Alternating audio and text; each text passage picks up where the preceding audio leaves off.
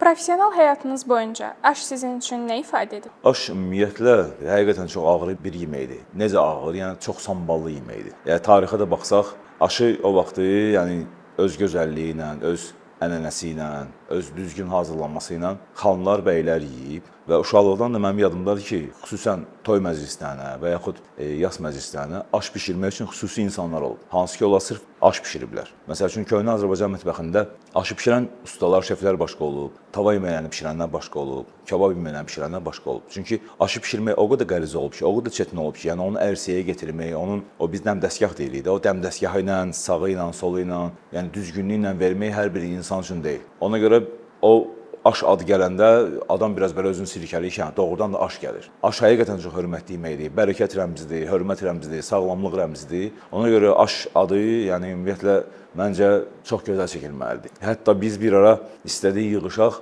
toy məclislərində, şadlıq məclislərində aşın sonuna verilməyini yox, aşın ilk əvvəl verilməyinin tərəfdarıydıq ki, məclis aşın gəlişindən, yəni hörmətlə başlasın. Amma inşallah yəqin gələcəkdə bu üzrə bir şey fikirləşərlər, Allah qoysun.